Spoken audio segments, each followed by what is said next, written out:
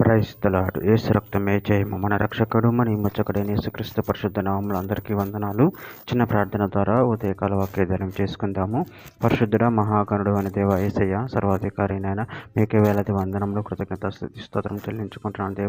దేవ ఉదయకాలం ప్రభు వాక్య భాగం ధ్యానిస్తుండగా వాక్య భాగం మాకు అర్థమయ్యేలా సహాయం చేసి మీ కృపలో బలపరిచి మీకు మాదిరిగా మమ్మల్ని నడిపించి మీ చిత్తం మా జీవితంలో జరిగించమని ఈ చిన్న ప్రార్థన ప్రభు యేసుక్రీస్తు పరిశుద్ధ నామములో అడిగి వేడుకుంటున్నాను తండ్రి. Amen amen.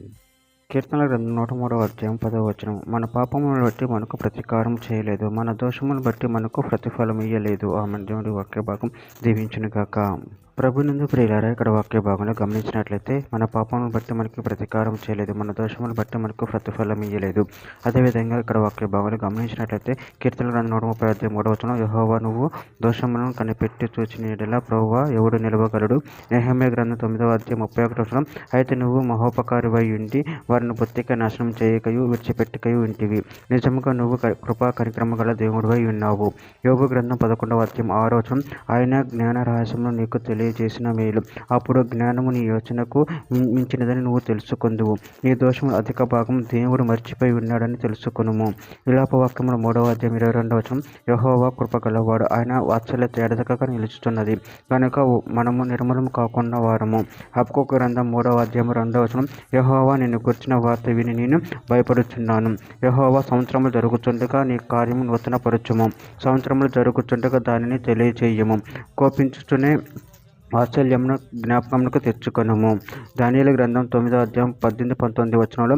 నీ గొప్ప కనికరమును బట్టి మేము నిన్ను ప్రార్థించుచున్నాము గాని మా స్వనీతి కార్యములను బట్టి నీ సన్నిధి నిలవబడి ప్రార్థించట్లేదు. మా దేవ చెవి ఎక్కి ఆలకింపుము. నీ కనులు తెరిచి నీ పేరు పెట్టబడిన ఈ పట్టణమును మీదికి వచ్చిన నాశనమును పేరు పెట్టబడిన ఈ పట్టణమును దృష్టించి చూడము. ప్రభువా ఆలకించుము, ప్రభువా క్షమించుము, ప్రభువా ఆలస్యం చేయక చెవి ఎక్కి నా మనవి చింతకిచ్చుము. నా ఈ పట్టణమును ఈ జనమును నీ పేరు పెట్టబడినవే, నీ ఘనతను బట్టియే నా ప్రార్థన వినమని వేడుకొంటిని.